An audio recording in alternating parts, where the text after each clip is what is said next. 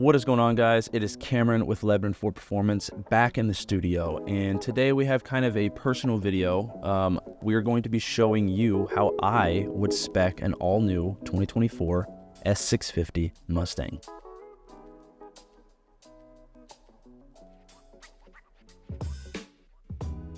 All right, guys, so here we are on Ford's main page. You guys, I'm sure you've all been here before. We're just going to jump right into the all-new Mustang. This is how I would build it. So if you don't like the way it looks, I'm going to be pretty happy with it. And so we're going to go to build and price. And of course, we're going to order it from Lebanon Ford, the dealership. So we're going to be going through this, kind of just blocking out the Dark Horse because that's the inevitable choice. Of course, I would go with the Dark Horse Premium and just load it out. I wouldn't go carbon wheels though. If you disagree with me, let me know in the comments why. But I'm going to build just a standard GT and kind of go through the options and figure out how I would do this. So seeing some of the colors that we have seen come in, I did really like the Grabber Blue. That was pretty nice. The yellow actually looks pretty good for the first time. I'm a pretty big fan of that Vapor Blue. It's a color you don't see a whole lot of, like that kind of shade. I don't really like the over-the-top racing stripes, if I'm being honest. I don't think any of them look good, personally. But I think I'm going to go with the Grabber Blue. It would be so difficult if I was doing this for real, trying to pick what color I would want here. The dark matter is actually sick too. But actually, you know what? Because it's an all-new color, I'm going to go with the Vapor Blue because I do actually like it a lot. Of course, with the V8 engine. And of course, I'm going to go with the 6-speed manual. We'll do the limited slip axles. I'm going to stick with the 300A because Jacob and I did a video, and we really think the 300A is 100% the way to go. But I am going to do the GT Performance package because I love the wheels and the body kit that you get. And just that right there with like the grayest silver wheel and this Vapor Blue, that is looking good. So the night package, I could do the night, but it paints the wheels black, and I don't really love black wheels. So I think I'm going to stick with the standard performance pack. Now here are the wheels, and I'm going to stick with those because I think if I try to option any other wheel, well, I've never seen those wheels before. Those are actually pretty nice. I'm going to stick with the standard performance pack wheel in the carbonized gray painted aluminum wheels. Oh, that's actually awesome. What different tire options you get? Oh, not those, because that brings me back to the base wheel. Let's see. So you get the 255s, you get the 255 front, 275 rear summer tires, which is the performance pack tire, and then you get the standard 255 45. So I am going to go back with that to secure my performance pack. I don't need an indoor vehicle cover because this car is going to be outside most of the time driving it. Definitely don't want the spoiler delete because I love the performance pack wing. Mini spare wheel and tire. Probably. Standard on GT, don't need to option it. Raised deck lid, all this stuff. Engine block heater, don't need that. Remote start, don't need that. Active valve performance exhaust, that is no doubt going to be going on there. Because or else if you don't get the active exhaust, you get the dual tip exhaust, which just doesn't look right to me.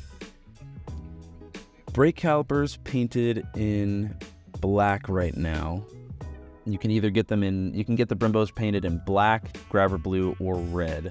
Which, if you don't know already, the Brembos are now a new feature that you don't have to get the performance pack to get the Brembos, because before, if you didn't get the performance pack, you couldn't have Brembos. But now you can get the Brembo package, which gives you the performance pack brakes and this heavy-duty stop-on-a-dime Brembos. And they're available in 3 different colors, which again is black with white writing, Grabber Blue with white writing, and red, the iconic Brembo red with white writing, which is what I think I will do. I'll probably go with the red. So moving on to the interior here. Since it is the base model, it is the 300A, I am going to keep the cloth bucket seats. And I don't mind having a manual seat, just saves weight. And I like the base model stuff anyways. Like I said, it always just cuts weight and saves weight for a sports car, which is how it's supposed to be. But there is an option, you can get cloth and vinyl trim seats, which is available in either space gray, which if you saw the spec video that we did recently, There was a car that optioned the space gray and actually looks pretty cool. It's like a light, very, very light color interior. Or you can get this the standard black. But that also gives you a 6-way power driver seat. But I'm just going to stick with the regular cloth seats. Single zone auto climate control. I don't need the dual zone really. Don't need the roadside assistance. Don't need the first aid kit. Do I want the carpeted or the premium floor mats? Like, yeah. If I'm being honest, if I want some all-weather floor mats, I will just order them through WeatherTech. Heated seats. I have been very much so. Oh, okay. So if I get the heated seats, I have to have the power seat. But I feel like I'm pretty spoiled with the heated seats nowadays. I mean, most modern cars have them, and I'm definitely spoiled with that, so I will get that. Ambient lighting is included. HD radio is included. I love it. Sync 4 and Sirius. I love it. Okay, well that's the innovator. So that is my, okay, so it automatically maybe pumped me up to a 301A since I chose the power seat. But okay, so here is my ideal S650 Mustang, which is a Vapor Blue Metallic GT with the performance package, 6-speed manual with the upgraded, it was supposed to be the limited slip axle, but I guess that kicked me out of that. Yeah, so as you can see with the Brimbos, with the red, even though it's not what it's showing.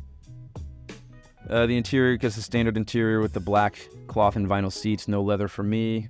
And the HD sound system. And my ideal Mustang comes out to an estimated $44,735, which is for a car that looks like this and that performs the way this does, that is not bad. I have driven a lot of cars and I am very, very impressed with the way the new Mustang drives. Even better, we did get it updated with the new brakes, and so here's what it officially would look like with the red brakes, and I could not be happier. That looks so good. It's so much better. So yeah, with that final price of $44,735, of course, as soon as I order it, I would bring it to the great guys at Lebanon Ford Performance and get that supercharger thrown on there whenever they can officially come out. And speaking on superchargers for the all-new S650 Mustang, as you saw, we shared not too long ago that Whipple did install one on one recently, but there is still a lot of research and development going into the whole program. So again, as soon as we know pricing, you'll know pricing. We are maybe estimating, don't hold us to it, but maybe estimating a time frame to be Q1 or Q2 of next year that we're even going to start being able to see these. So we definitely have time to figure out more information and pricing on that. But as far as that goes, we hope you enjoyed this kind of video. It was obviously fun for me to just spec out a car that I think looks good. If you were interested in ordering the exact car that I just built, you have great taste, but you can do so through us by giving us a call at 513-932-1010, or you can check out our entire program online at LebanonFordPerformance.com.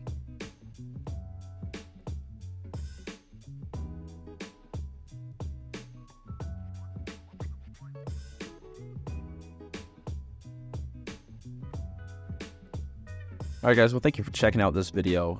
If you want to see more of our Lebanon Ford content, click right here. If you want to see more of our performance content, click right here. And if you want to stick with us and subscribe, click right here.